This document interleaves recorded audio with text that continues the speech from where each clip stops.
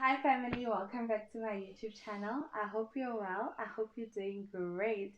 So, disclaimer, I did my own hair. I know it looks it looks horrible, but hey, I'm learning and I'm trying. That's all that matters.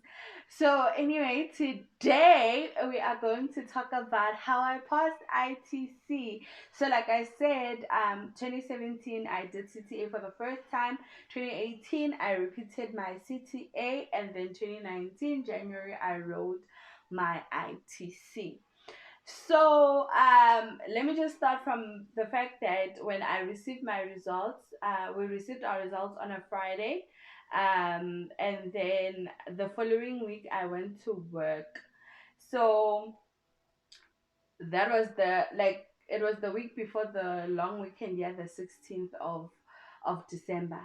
So after that week I never went back to work. I was on official study leave. So what I did, and I don't know if it's advisable to other people, but I do have to say, even if you don't take a long break, but just take some time to rest, so that when January comes and you're writing, or when June comes, if you're writing your ITC in June, you are ready, and you're energized, you're not fatigued. Because I mean, for some of us who are working, you and studying part time, you are tired, like your body is going through the most. So what I would advise is that you rest. So that's what I did. I went on leave from studying and from work for 2 weeks. And I was just spending time with family, catching up on life, basically, because remember I did CTA for 2 years, meaning that I was hardly home. I was hardly spending time with my family. So I took that time to spend time with my family and reconnect with some of my friends, because obviously, like I said, CTA sometimes just takes up most of your time, and like some friendships might have been lost in the process. So trying to just rekindle that. And then on the 2nd of January, that's when I started studying, and that's also the day I cut my hair. So that's a story for another day. But yeah, so I cut my hair. It was a very liberating move for me, hands down. And I don't know, I felt like it was a new beginning. I've already talked about my struggles, yeah, CTA and all of that. And I think, not I think, I am grateful that I did fail, because I learned a lot about myself and overcoming that. And to me, cutting my hair was just saying, okay, you know what? I'm letting go of that. I'm letting go of the past, and I'm looking forward to whatever the future has in store for me. So yeah, so on the 2nd of January, I started studying. So my studying methods were not that different from CTA. I know that normally with ITC, people would suggest that you do a board course and all of that, and it's great advice. But I will talk about like the board course that I did, and choosing the board course that I chose, and talk about the other ones based on what I know. But yeah, so let's just talk about studying for ITC. So what I did was that I used the board course material. So normally you get like a file or files. So I would attempt questions and then um mark it. The one thing I didn't do, and I'm going to be honest, I didn't go back to studying from scratch. ITC is technical. It's your CTA work. It's your undergrad work. If you paused, guys, you know the stuff, you have the knowledge embedded in your mind. So what you need to do now is sharpen your craft, and that's what I did. So it's no use going back to study the definition of PPE. You already know that. Like, can we move on? Practice PPE questions. So what I did is attempt questions, and then if I'm struggling through the question, because a question can be out of 100 and you get 10, and you're just like, yo, it's over. No, it's not over, honey. You just need to understand why didn't you get the 90% and how can you improve on that. So what I would do normally, because sometimes even the memo, it's not clear. So what I would do sometimes is actually watch the video. Yeah, a board, because that's the reason why it's very important when you are choosing your board course to also choose a board course that has an online option, because you can use that as catch up. So I would go watch the video where the lecturer was going through that particular question, and then add on to my black book, go through my black book and all of that. So that's basically what I did for studying. And in terms of my schedule, it was still the same thing as CTA when I was preparing for my exam. During the day, I'll be at the library, and then later on, I'll go to the office and study from there. Excuse me. So, that's what I did in terms of preparing for the exam. And then the the day before the exam, I contacted my mentor. He was my mentor in undergrad. So some varsities, when you in first year, they allocate mentors. So I called him and I'm like, I'm so nervous, because the nerves were kicking in, and I was like, yo, I'm so nervous about ITC. What advice would you give me and all of that? And he was like, girl, what you know is what you know, and what you don't know is what you do not know. So there's nothing at this point in time, to be honest, that you can do about it. Um, Try as much as possible that during the test, if they ask you something that you're not sure about, try remember, because you probably did it sometime. You might not have done it during the studying period, but you could have done it in CTA, and be confident in your answer, although you're not 100% sure.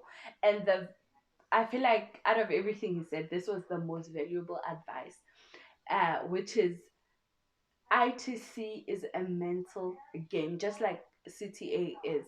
So you need to be mentally strong. You need to be mentally prepared for anything, because they can ask or test anything. So you need to prepare yourself for anything. Don't go to previous ITC papers and like try sports questions. Okay, no, for the past 3 years they've been asking this, so obviously they will shock you.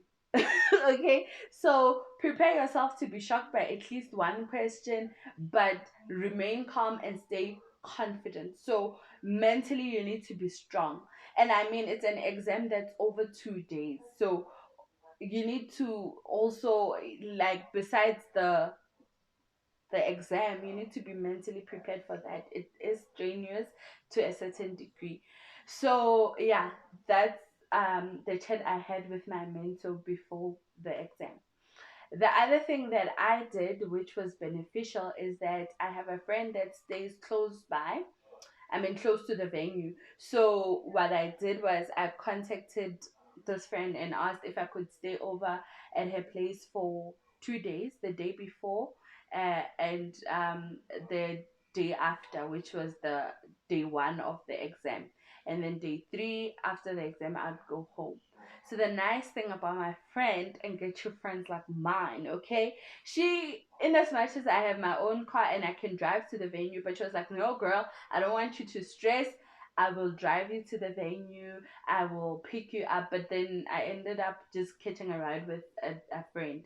So that's what happened. And the other thing is that you want to make sure that you are well prepared in other ways besides mentally. You need to make sure you pack your lunch, um or you have money to buy lunch. You have snacks with you, normally snacks that don't make noise. You don't want to be chewing on fritos or whatever during the test. I'm just saying, because it can distract other people.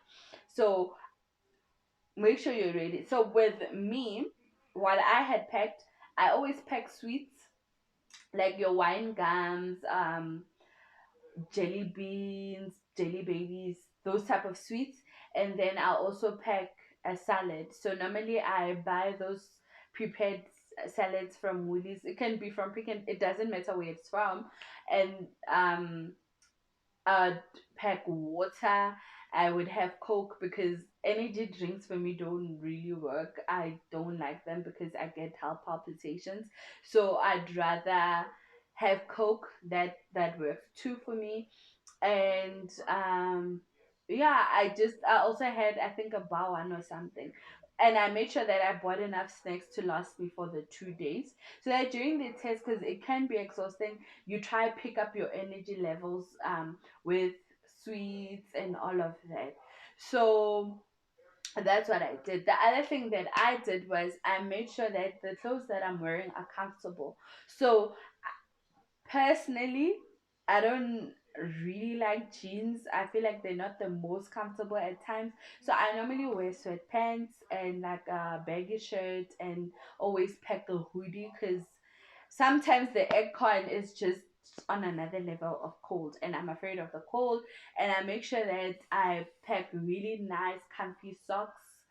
Well, I meant like packing for the exam, but on the day of, I'll wear really comfy socks and really comfortable sneakers, not too tight. You don't want to be wearing new sneakers on the day. You don't want any stresses, so you want to make sure that they already worn in, so you are comfortable. The other thing that I do, I know I'm extra, and my friend always calls me out because I'm extra when it comes to writing exams. I always have a fleece with me because I don't want to be cold, and I always have a pillow as well. So the reason why I have a pillow, it's those memory foam type of pillows.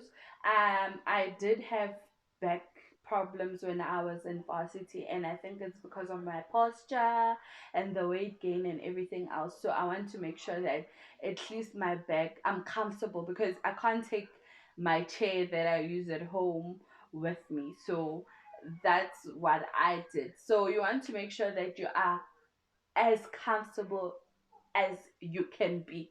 So on your way to the exam venue, or just before you start writing, when you've set up everything, um, I like listening to like a really nice song that keeps me calm, and normally it's gospel music anyway for me. That keeps me calm, so I'm in a good mood. Forget about everything that might have upset me. Like, just, be in the moment. So and another important thing for me was also praying before the exam. Pray that God gives you the wisdom.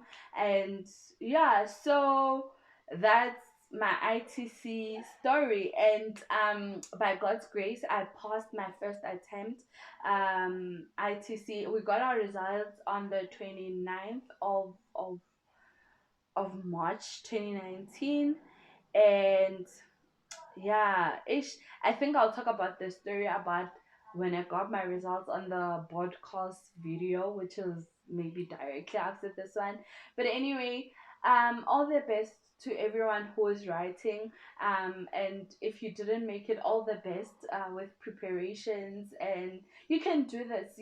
I feel like if you qualify to study accounting from undergrad, you are more than capable of conquering this thing, like this journey. You'll be able to pass eventually, and you will be a CASA. With that being said, family, I hope you enjoyed this video, and I hope that you share it with someone who would like to hear about this, or who's going through this ITC, um what's this, what should I call it, program process, because I know that people that have attempted it multiple times, and I know there were like the worry attached to the fact that you have limited items when it comes to ITC, and having to go back to CTA. And actually, after the lockdown, I think I will interview someone who went through that, who exceeded the attempts. Yeah, ITC had to go back to CTA, and basically how they dealt with that. But with that being said, like I said, I feel like I've already closed the video, but I always have things to say. Okay.